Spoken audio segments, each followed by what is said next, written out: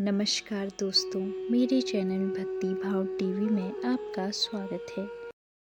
तो दोस्तों, आज के इस वीडियो में मैं आपको बताने वाली हूँ इस साल कब मनाई जाएगी जन्माष्टमी।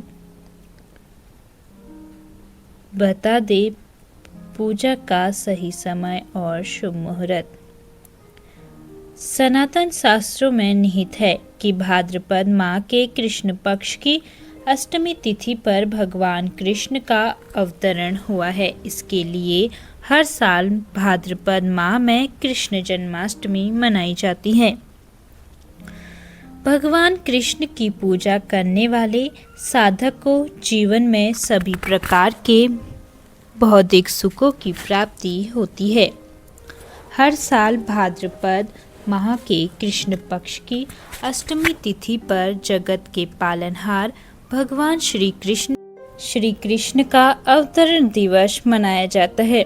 यह पर्व देश भर में हर्षोल्लास के साथ मनाया जाता है। इस शुभ अवसर पर बांके बिहारी कृष्ण कन्हैया लाल की भक्ति भाव से पूजा की जाती है। साथ ही भक्त जन भगवान कृष्ण के निमित्त व्रत रखते हैं।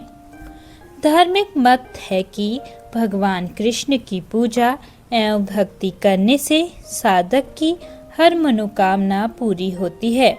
साथ ही भगवान कृष्ण सारथी के रूप में भूमिका निभाकर साधक का मार्ग प्रशस्त करते हैं।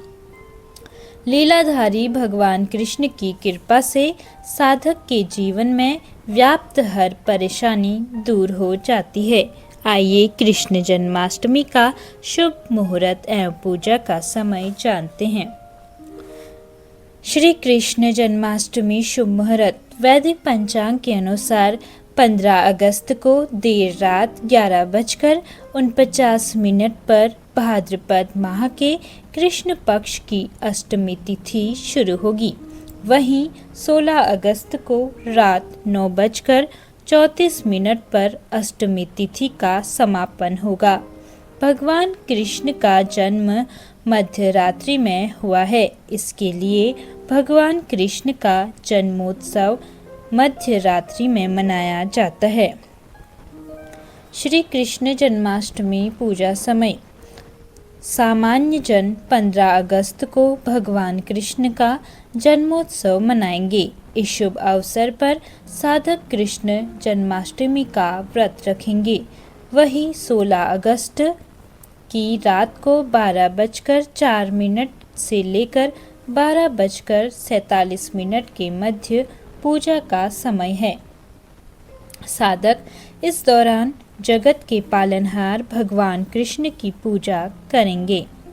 पंचांग सूर्योदय सुबह 5:50 पर, सूर्यास्त शाम 7 बजे, चंद्रोदय रात 10:46 पर, चंद्रास्त्र सुबह 11:53 पर, ब्रह्म मुहूर्त सुबह 4:24 से 5:07 तक, विजय मुहूर्त दोपहर 2:37 से 3:30 तक, गोधूली मुहूर्त शाम 7 बजे से 7:22 तक, निशीता मुहूर्त रात 12:04 से 12:47 तक।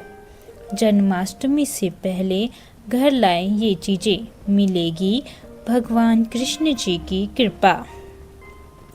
जन्माष्टमी का त्योहार पूरे भारत में विशेष रूप से मनाया जाता है। कई साधक इस दिन व्रत रखते हैं। इस दिन भगवान श्री कृष्ण की पूजा मध्य रात्रि में की जाती है, क्योंकि धार्मिक ग्रंथों के अनुसार मध्य रात्रि में ही भगवान श्री कृष्ण का जन्म हुआ था। जन्माष्टमी पर कान्हा जी के बाल स्वरूप यानी लड्डू गोपाल की पूजा अर्चना का विधान है। ऐसे में जन्माष्टमी से पहले लड्डू गोपाल को अपने घर ला सकते हैं, जिससे आप घर पर ही विधि विधान से जन्माष्टमी की पूजा कर सके।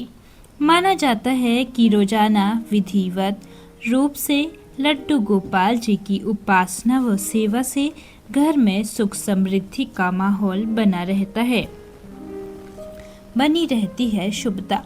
कान्हा जी को बांसुरी अति प्रिय है और इसे उसके श्रृंगार में भी जरूर शामिल करना चाहिए। ऐसे में आप अपनी श्रद्धानुसार जन्माष्टमी से पहले घर में चांदी या लकड़ी की बांसुरी ला सकते हैं।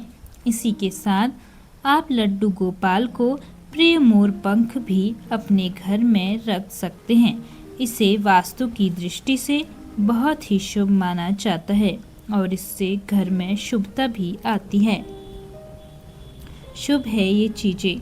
जन्माष्टमी से पहले आप कान्हा जी की कृपा प्राप्ति के लिए अपने घर में गाय और बछड़े की मूर्ति और भी ला सकते हैं। इसी के साथ वैजयंती माला भी घर में लाना शुभ माना जाता है। आप जन्माष्टमी से पहले श्रीमद् भागवत भी अपने घर ला सकते हैं और इसका रोजाना पाठ कर सकते हैं। कब लाएं तुलसी का पौधा? तुलसी भगवान विष्णु को बेहद प्रिय मानी गई है। भगवान विष्णु के सभी अवतारों के भोग के लिए तुलसी का पत्ता जरूर शामिल करना चाहिए। ऐसे में आप जन्माष्टमी से पहले आप अपने घर में तुलसी का पौधा भी लगा सकते हैं।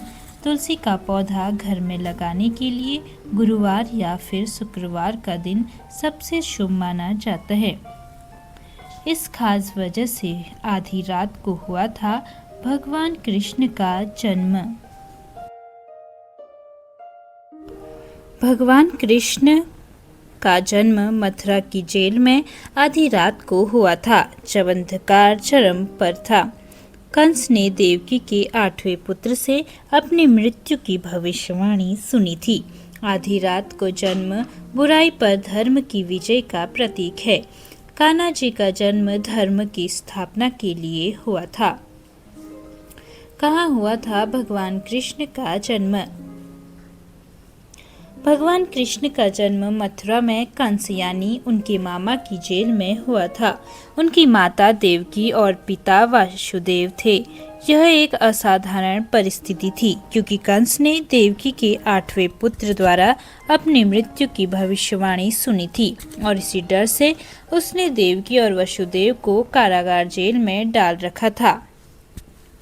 आधी रात को ही क्यों जन्मे श्री कृष्ण? आधी रात का समय गहन अंधकार और अज्ञान का प्रतीक है। ऐसे समय में भगवान का जन्म यह दिखाता है कि जब बुराई और अन्याय चरम पर होती है तब वे स्वयं उस अंधकार को दूर करने के लिए आते हैं और धर्म और सत्य की स्थापना करते हैं। आधी रात को मुरलीधर का जन्म अंधकार पर प्रकाश की विजय का प्रतीक है। सुरक्षा को लेकर कंस की वजह से भगवान का जन्म गुप्त तरीके से होना जरूरी था। आधी रात का समय इस गोपनीयता के लिए सबसे सही था। इस समय सभी सैनिक और रक्षक सो रहे थे, जिससे वसुदेव जी को उन्हें सुरक्षित रूप से गोकुल तक पहुंचाने का समय मिल सका। योजना का हिस्सा। भगवान कृष्ण का जन्म पहले से ही तय था। वे केवल कंस का वध करने ही नहीं बल्कि पृथ्वी पर धर्म की स्थापना करने और अपने भक्तों को मुक्ति दिलाने के लिए अवतरित हुए थे, जिस वजह से कान्हा जी का जन्म आधी रात के रहस्यमय माहौल में हुआ था। आध्यात्मिक अर्थ। आध्यात्मिक रूप से आधी रात को जन्म लेने का मतलब ये है कि भगवान अज्ञान रूपी अंधकार से भरी दुनिया में ज्ञान और भक्ति का मार्ग दिखाने के लिए आधी रात को जन्मे थे। परेशानियों का अंत। भगवान के जन्म के साथ ही कई अलौकिक घटनाएं घटी। कारागार के सभी ताले अपने आप खुल गए, पहरेदार सो गए और देवी यमुना नदी ने वसुदेव जी को जाने के लिए रास्ता दिया। ये सभी घटनाएं ये दिखाती हैं कि जब भगवान स्वयं अवतरित होते हैं तो सभी बाधाएं अपने आप दूर हो जाती हैं। तो दोस्तों, कैसी लगी आपको यह जानकारी? कमेंट करके ज़रूर बताएं और ऐसी ही बहुत सारी कहानियों, कथाओं और जानकारियों को सुनने के लिए मेरे चैनल को सब्सक्राइब करें। और आप इस वीडियो को कहां से देख रहे हैं, कमेंट बॉक्स में ज़रूर लिखें। धन्यवाद।